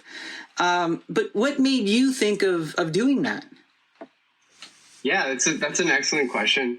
I'm glad you mentioned Red Rock, because when I saw the waves out there as a young kid, I remember thinking about surfing there. And I remember actually taking photos, and there's some of the first photos on my Facebook profile, which is kind of different. But generally, what made me think of surfing, I grew up competitive swimming. I did a lot of canoeing, spent a lot of time at the lake at my camp. I loved to play in the waves in the water all day, especially if it was warm. But even if it was cold, which kind of ties in well with freshwater surfing. I think the surfing has a lot of culture. So there's a lot of films that people reference. It's like the Aloha spirit and all that, but freshwater surfing itself, I think it's a little bit more niche. Being in the Great Lakes, it's a little bit more undefined. So you can kind of make it what you want it. It's challenging, and it's a unique part of our region. It's one of the only places in Canada and in the world where you can surf on a lake. So that's pretty special. So is there an industry, like, is it a known industry up in Sault Ste. Marie that people could come there to surf? Not at all. There are very few surfers to begin with. It is really niche. Usually when I'm out, it's a couple friends that I'm with, if that. One of my friends, though, he runs a smaller surf shop. It's snowboard in the winter, surf in the summer, and think he also does a few other things. But there are a lot of smaller surf shops like that. In Toronto, there's a couple large surf shops that have taken off in the last 5 years or so that have gotten really large. You can see people down at the Bluffs, Scarborough Bluffs, surfing too. So it's definitely growing. I think mostly in Southern Ontario on the Great Lakes, but up on Lake Superior, it isn't so much an industry, I would say, but it's a hobby of a few people or so at least. What made you said, well, when you were a child, you looked at the waves on Lake Superior and you thought about surfing, but between that and actually stepping on a board and going onto the lake, what was the trigger? When did you say, I'm going to grab this board and I'm going on that lake? Like, when did that happen? Yeah. So the moment I kind of transitioned, I started stand-up paddleboarding a lot. And so that was more fun to do on waves. And I remember being at Catherine's Cove and just going endlessly back and forth with my surfboard or my stand-up paddleboard, and going home that day and being like, this would be something that I would like to do in the future. It was the idea of exploring and figuring it out because you didn't see people surfing in our area. And then I found online there was a surfer gathering in Terrace Bay. So Terrace Bay is about 5 hours north of Sault Ste. Marie. Yes. And closer to Thunder Bay, right? Yeah, exactly. Probably 3 hours east of Thunder Bay. Yeah. And there was a gathering there, and it was organized on Facebook. And so I was planning on going, and there are these people with wetsuits, proper boards, the knowledge of where to surf, how to surf, all that stuff. And I was here just kind of doing it on my own with a stand-up. And I was heading up to go. It was in the fall. And one of the guys who was giving out rentals for the people who were attending, he said, hey, you should connect with someone near Sault Ste. Marie. They also give out rentals, do rentals, sell boards, et cetera, et cetera. So his name was Vesa, and he runs East Superior Board Shop, which I referenced earlier. So I got in touch with him, and that's kind of how my surfing journey took off a little bit more. As soon as I met up with him and got in the right gear to go all year round, right, I found surfing really enjoyable. We're gonna talk about the seasons of surfing. So, all right. So you've transitioned. You've made your childhood thoughts come to reality. You picked up some equipment. Now, surfing on the Great Lakes, that's different than, let's say, surfing in the ocean, which is, I grew up watching movies of the Big Kahuna, right? And he's on a surfboard in the ocean. But do you have what's the difference, and do you have a different type of awareness between the lake and the ocean? And I'm making an assumption that you've surfed on the ocean, or you know more about the ocean as compared to the lake. And are there different safety concerns or tips between the two? Yeah, this is a great question. I could go very in depth, but I'll kind of keep it on the surface. I have surfed in the ocean, so I made a trip out to Tofino, which is called the surfing capital of Canada. I'm sure people on the east coast of Canada might argue with them. Somewhere on Nova Scotia might compare. But there is a vibe out there for surfing. And where is that? Where is this? Tofino is on the very west coast of Vancouver Island. Wow. So I'm trying to think, Nanaimo is somewhere people might be familiar with. It's on the east side, and it's directly west. I want to say 2 hours, maybe. Okay. So we're out on the west coast. Right. Yeah. Okay. Yeah, British Columbia. Sorry, I should mention the province too. Yeah, so differences between freshwater surfing and ocean surfing. There are a lot less people. So if you go to Tofino, there are quite a few people trying to catch the same waves. On lakes, it's a little bit less crowded. The saltwater itself you're a little bit more buoyant in it, so it's a little bit more difficult to surf on the lakes. The waves tend to be a little bit smaller, a little bit messier on the lakes. they're driven by wind, as opposed to on the ocean, you could have a storm off the coast of Asia and it'll drive swell all the way over to Vancouver Island a day later or so. And what is swell? What is that? I guess you just describe it as it's the momentum of energy. It's inertia. So all of that storm energy is transferred into the water, and as the water that energy comes up towards shore, it's lifted up into waves.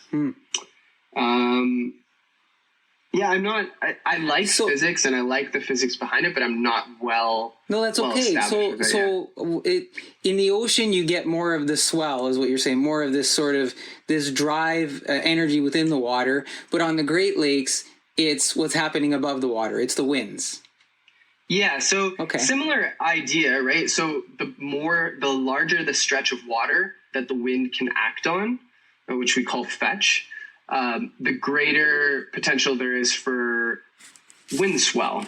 So it's a different type of swell. Got it. But it'll build up waves to greater heights, and then depending on where you are along the shore, the bottom of the lake actually lifts up the water as it slopes up to land.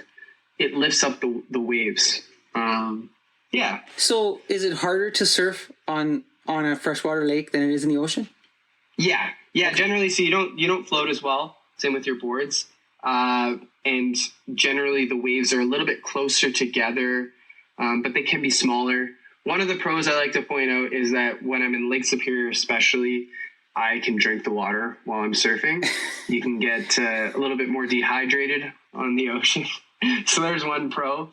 When you're looking out from shore, it's also a little bit weird because in all the surfing movies, you see palm trees and all these things. Right. And when you're in Canada surfing, even on the West Coast, you see pine trees, you see, it's just different. It's a different vibe. And then also the weather. So on the Great Lakes, usually you're surfing an actual storm. So it could be snowing, it could be raining sideways. There's rainbows sometimes, it's cloudy, very rarely sunny. And then on the West Coast or anywhere on the ocean really that people surf, they usually look for nice weather, right? They time it with the tides too, things like that. But more or less, we're dealing with a little bit more extreme weather, I would say. It sounds a little dangerous. Yeah, maybe to circle back to the safety concerns, because there's less people, the waves are a little bit closer together, more remote places. You are often surfing in sub-zero temperatures. It's definitely more risky, and I would definitely recommend people listening that they research well and then make sure they go with someone who's also into surfing or has strong swimming skills. I'd say those are some prerequisites. That's probably something to emphasize is the strong swimming skills.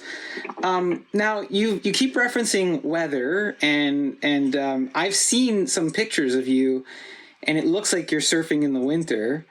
Is there an actual surfing season? You just said you went yesterday.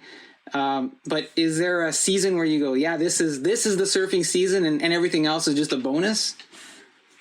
Yeah, that's a good question too.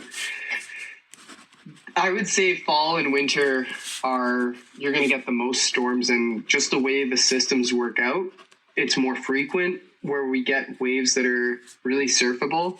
And this time of year, much less so, but it's still kind of an all year round sport. So I'm always looking through, trolling the weather to see if there's potential in the next week, if it lines up with my schedule, what lake I can surf. But I would say September, October is the sweet spot because the water is still warm and you get those big storms coming through.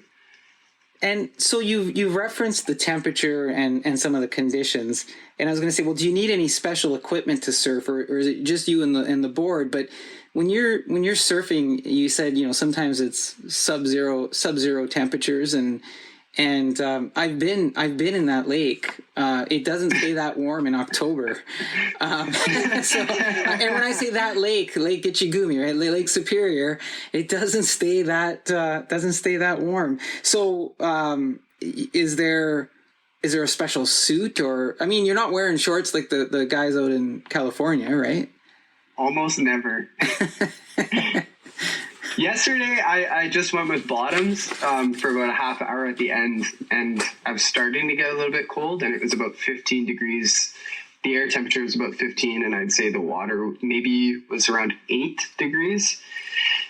Typically, when we're in the water, it is pretty close to 0 degrees, so you need a wetsuit. You have booties, mitts, and a hood, so you're almost completely covered in neoprene that's anywhere between 3 millimeters and 6 millimeters thick. The thicker suits are for sub-zero temperatures like -10, -15. Oh, you have wow. icicles growing on your face. Some people have ice beards. It's pretty gnarly. Really? Yeah. So the suits that you wear in the winter are different than what you would have wore yesterday.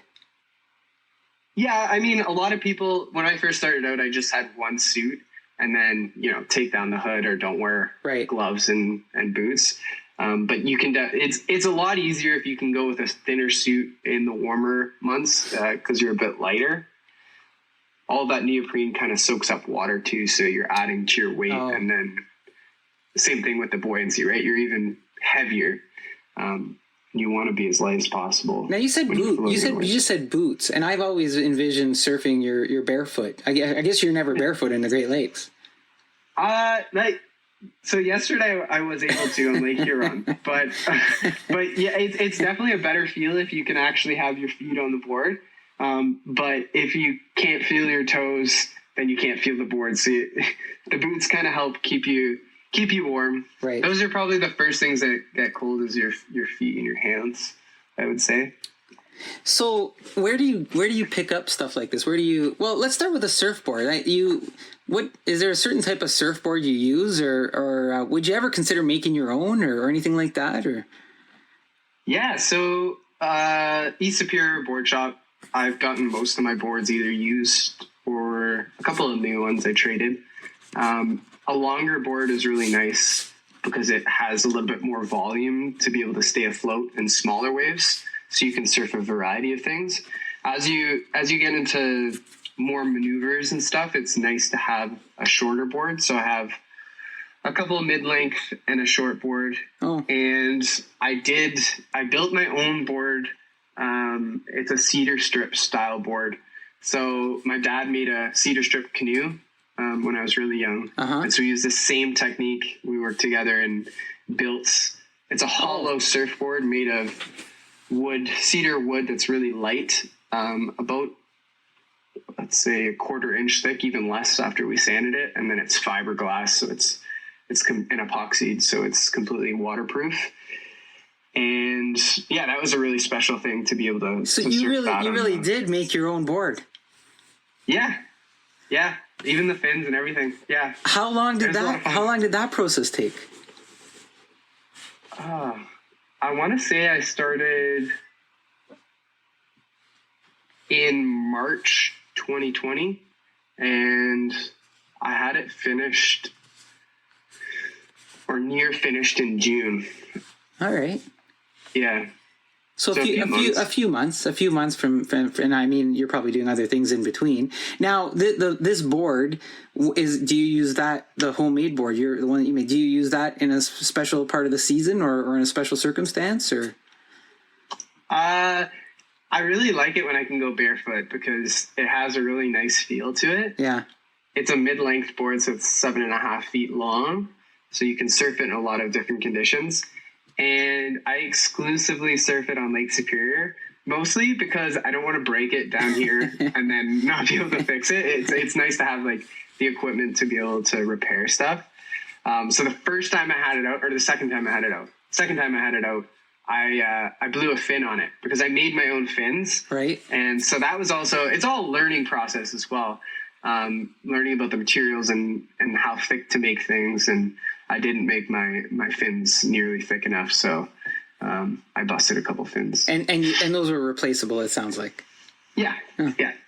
So again, we're along the lines and thoughts here of the conditions that you're surfing in.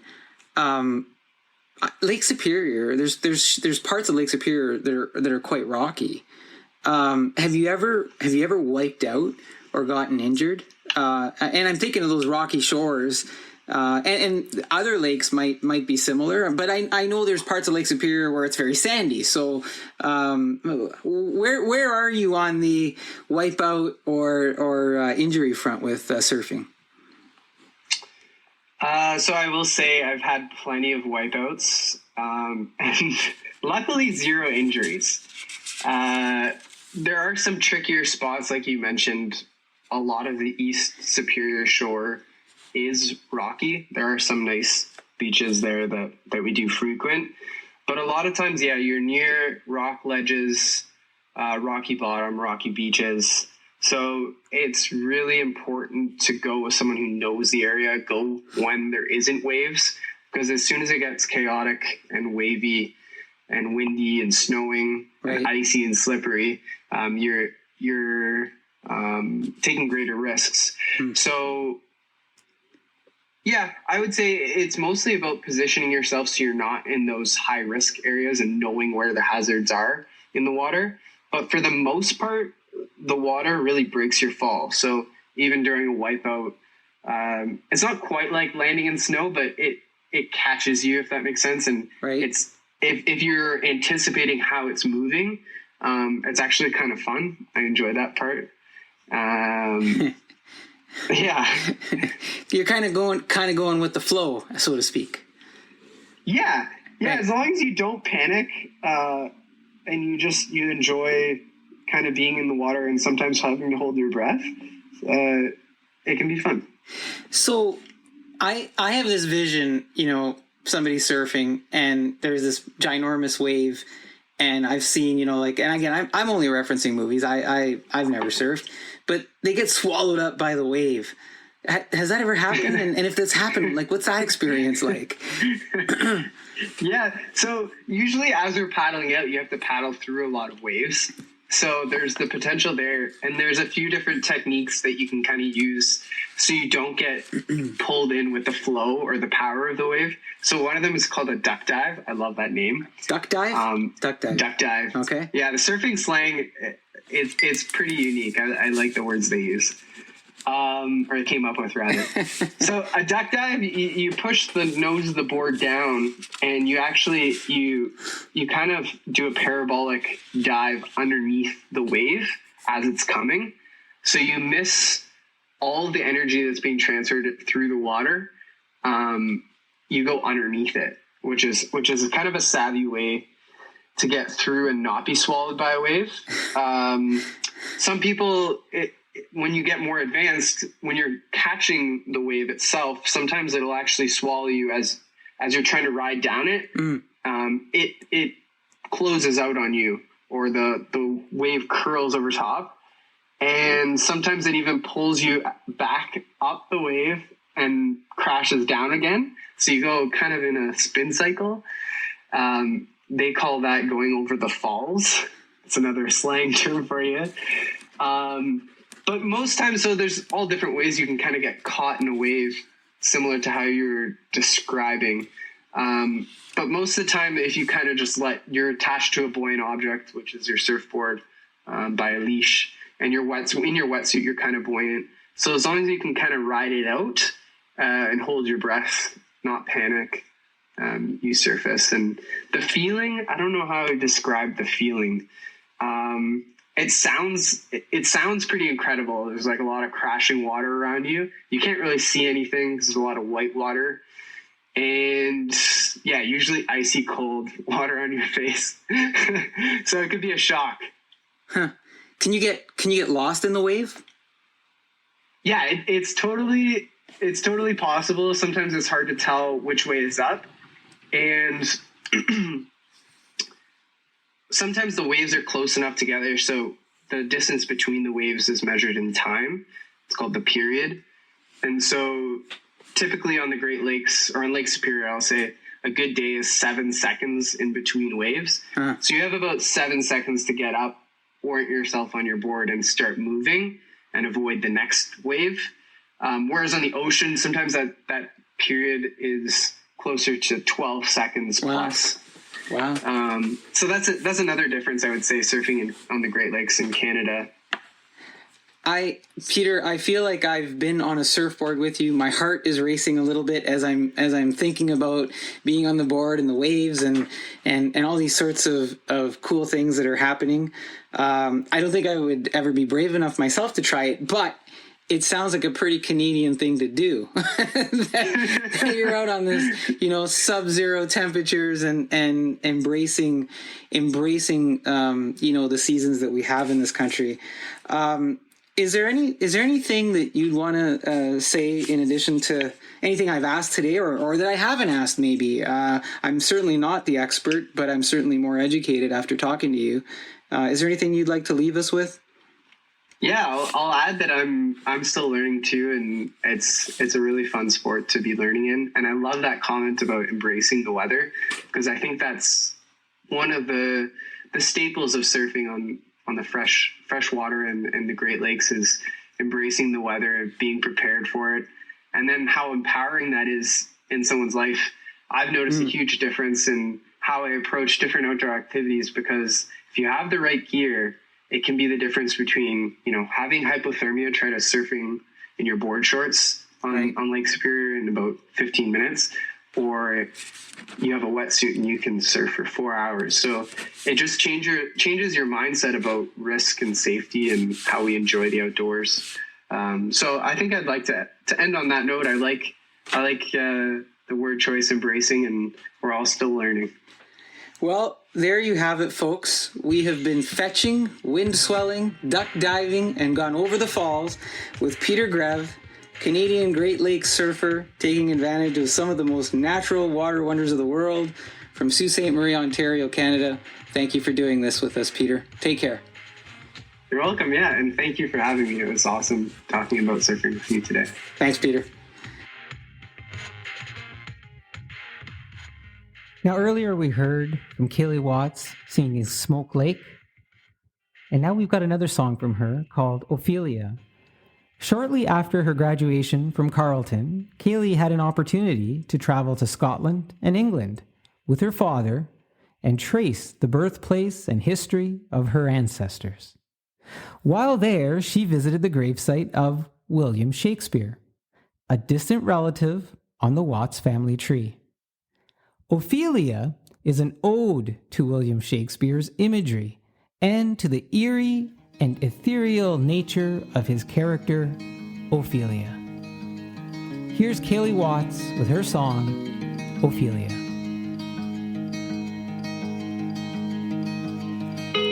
Dips a shoe into the pool. So recklessly she sought her pride. The icy sheet spread to her knees, to the tender hands that could not achieve. Bites her lip and creeps a little deeper, little deeper. Ooh. In time she'll see, meantime she sighs. In time she'll see, meantime she sighs. She cries, rivers for the wicked, oceans for the cruel, commends all the commoners who take her for a fool. Ooh.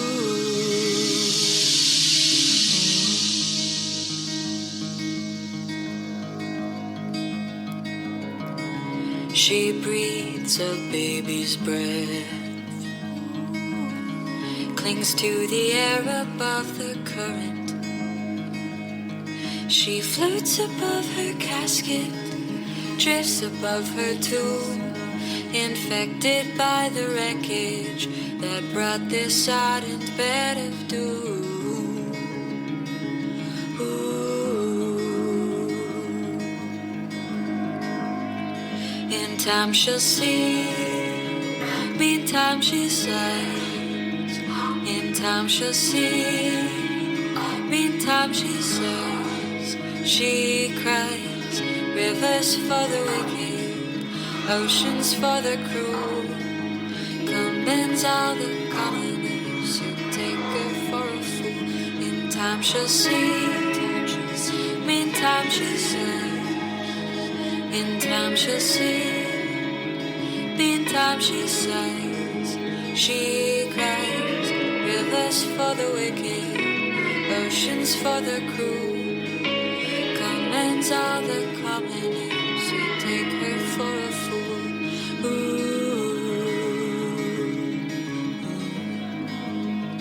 In time she'll see, meantime she sighs, in time she's free, meantime she dies. Well, there you have it, folks. That's Kaylee Watts with her song, Ophelia. This extended single of Ophelia, along with Kaylee's first record, Smoke Lake, as well as her follow-up record, Hung Me Dry, are available on iTunes, Spotify, and through Kaylee's website, KayleeWatts.com.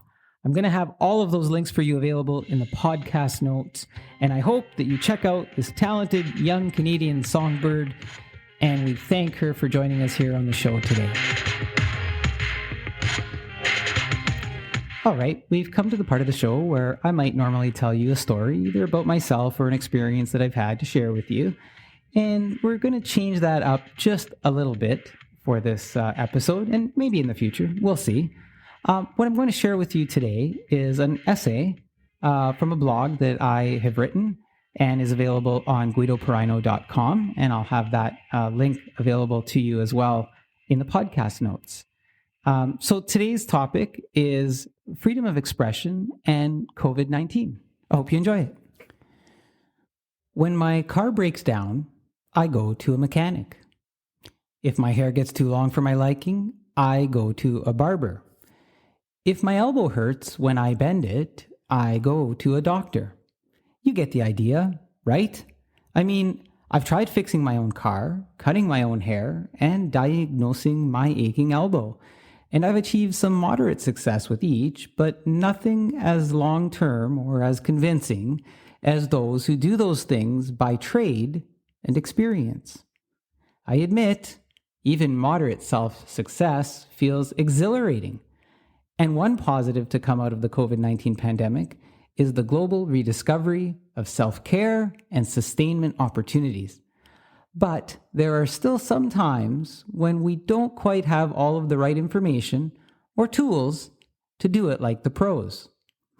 So, what makes that logic so hard to accept when it comes to COVID-19? Why is there a contingency of people protesting the use of masks, which science tells us will help reduce the spread of the virus?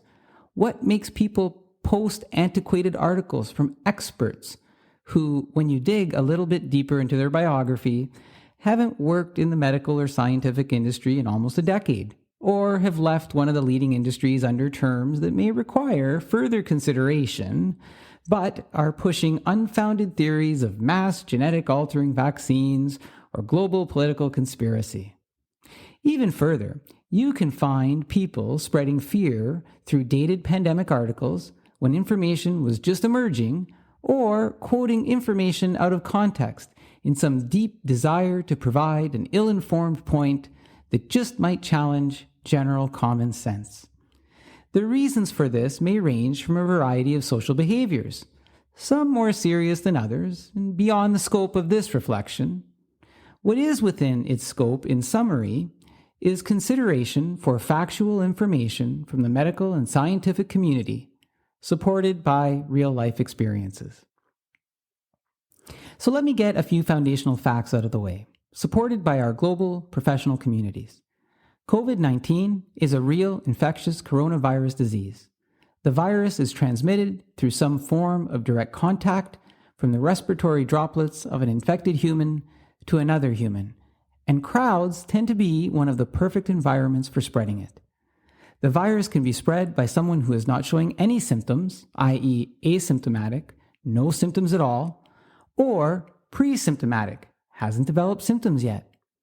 The virus that causes COVID-19 is not the same virus that causes the flu, which is why a different vaccine is required. I believe these facts, based on evidence over the course of the past year or so, as it's validated through multiple credible sources that are available to all, including the idea that vaccines would help the world overcome this pandemic. The initial complement of vaccines for COVID-19 have required 2 doses spread over some predetermined period of time.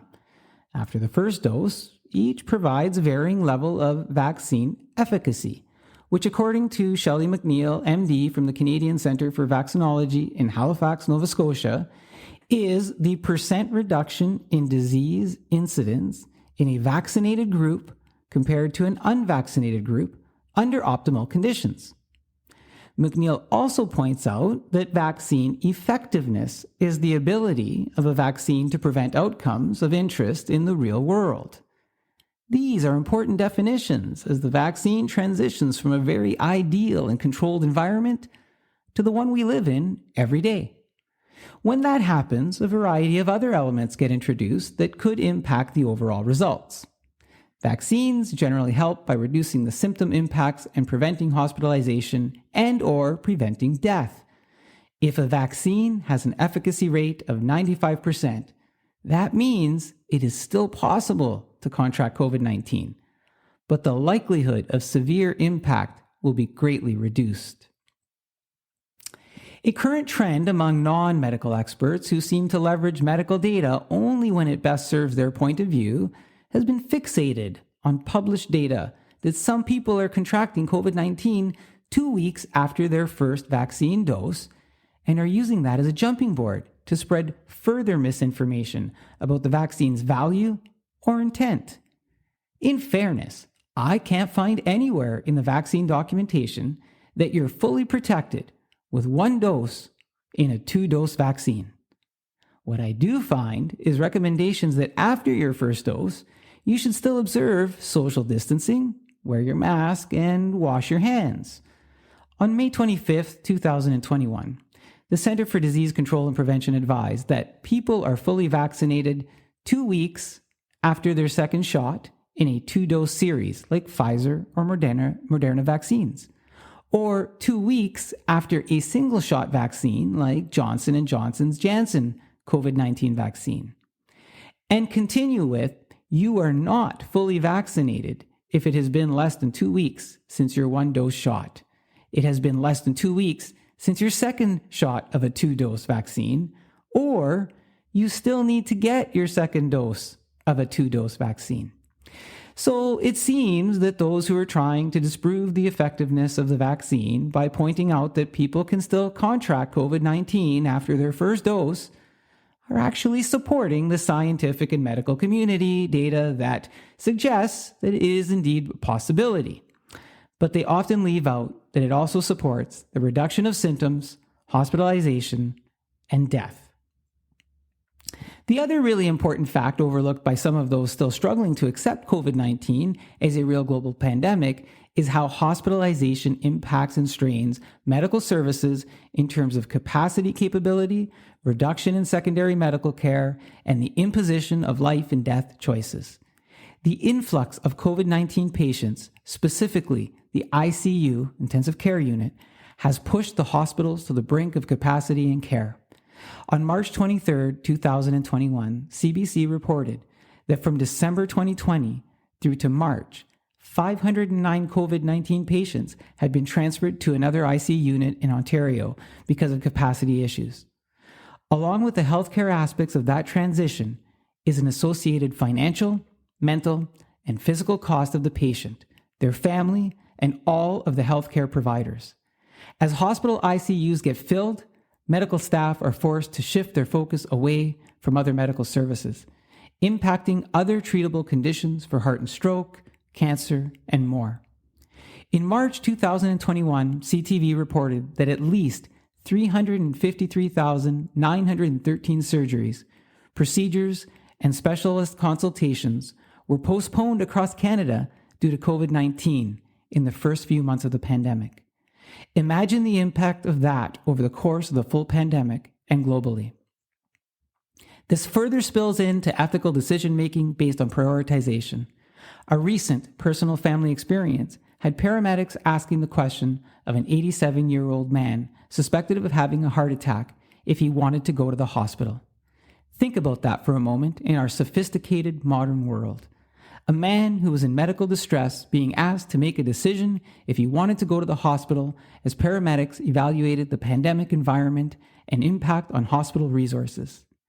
I cannot find any data to support any such similar type of impacts caused by the flu, or the flu being a cause to prioritize patients going to the hospital or not, in a life or death moment of decision making or impacting hospital resources and surgeries in the way COVID-19 has.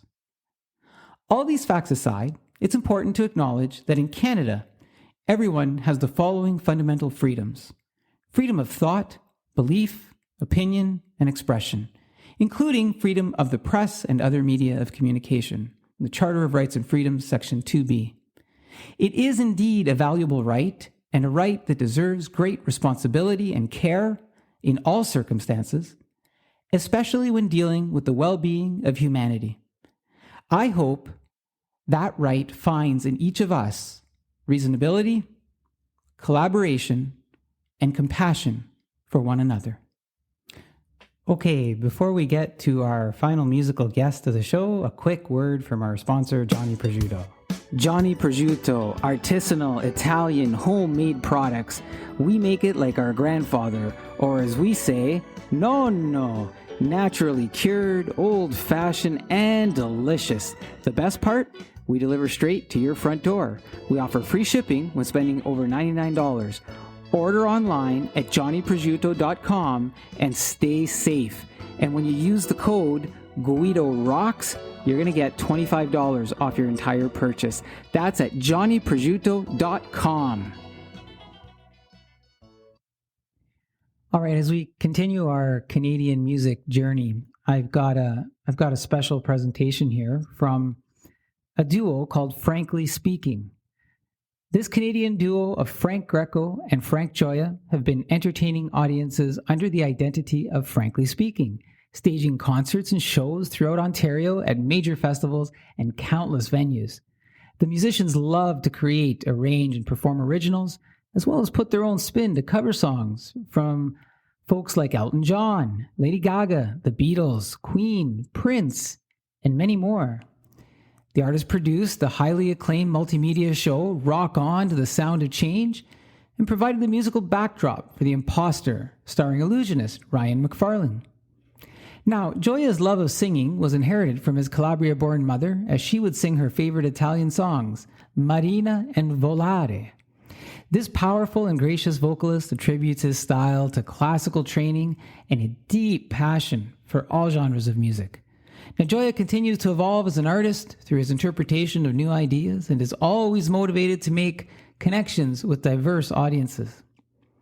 Greco is a classically trained stardella and chromatic accordion player.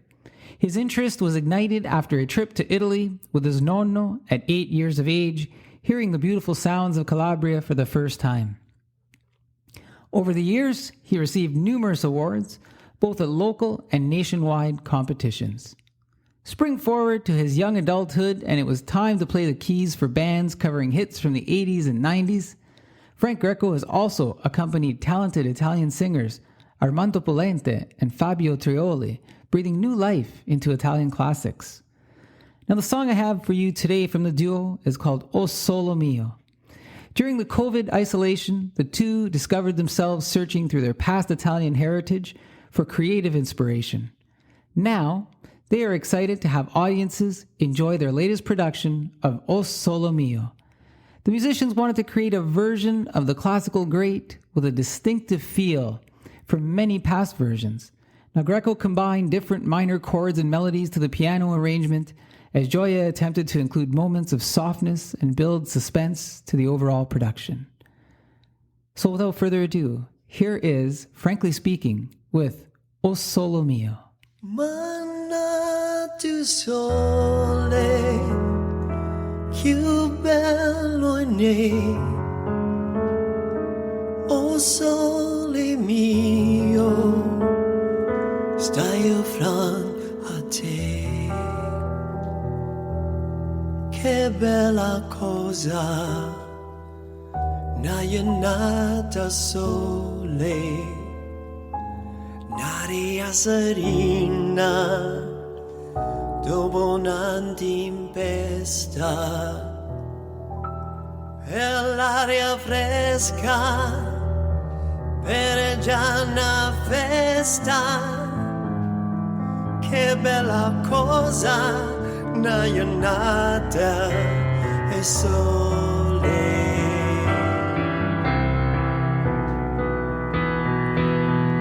Manna tu sole, più bello in me. Oh sole mio, stai fronte a te.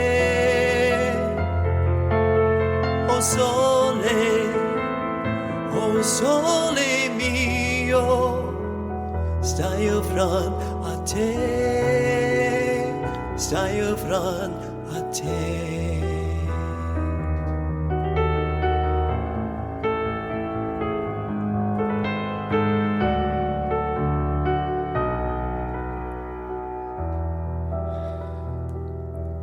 Luceno lastre da finestra toia na lavanara canta e se ne vanta sotto finestra toia reste aria quando fa notte o sole se ne scine.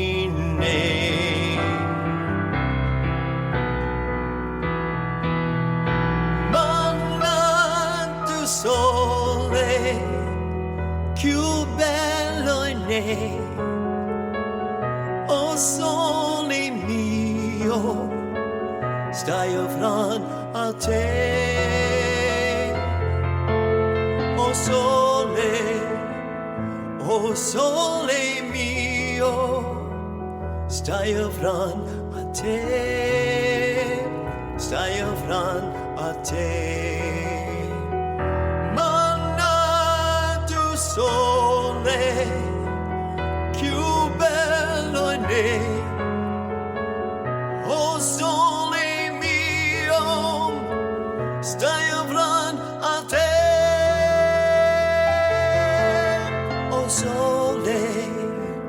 Oh sole mio, stai fronte a te, stai fronte a te. Oh sole mio, stai in front a te.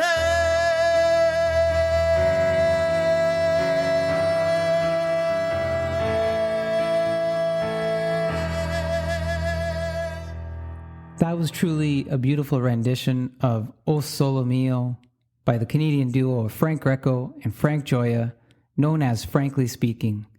There's also a video that accompanies this song, and I'll include in the podcast notes a link to that.